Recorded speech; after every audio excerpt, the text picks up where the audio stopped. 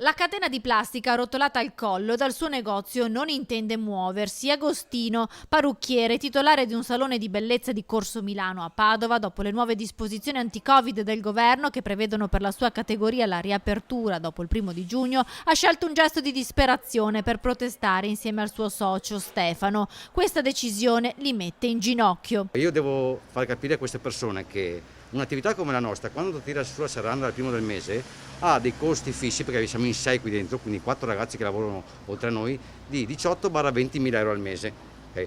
Che ad oggi nessuno ce li ha tolti, non ci hanno tolto un centesimo, ci hanno dato 600 euro che copre 3/4 della nostra solo bolletta della corrente che ci arriva puntuale ogni mese. Agostino e Stefano dal 9 marzo hanno chiuso il negozio, ma hanno pagato lo stesso il mese di lavoro ai dipendenti, che da aprile però sono in cassa integrazione.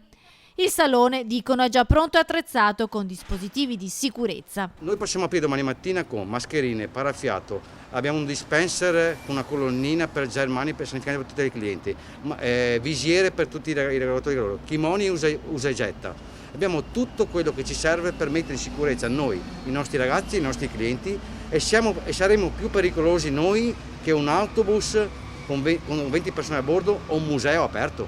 Cioè, ma fatemi capire, io non capisco se un negozio di 100 metri con 2 persone dentro, con tutte le dovute precauzioni possibili e immaginabili, è più pericoloso di un autobus che può essere quello con 20 persone a bordo.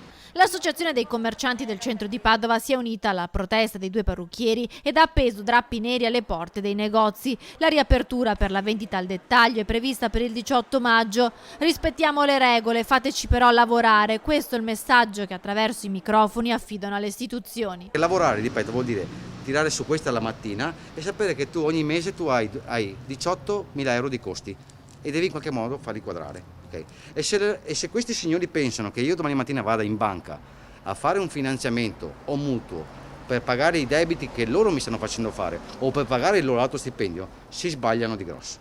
Siamo disposti alle restrizioni che prevedono, perché siamo disposti veramente a tutto. Fateci lavorare anche con un operatore e un cliente che ci diano delle direttive, ma aspettare giugno per noi è un bagno di sangue.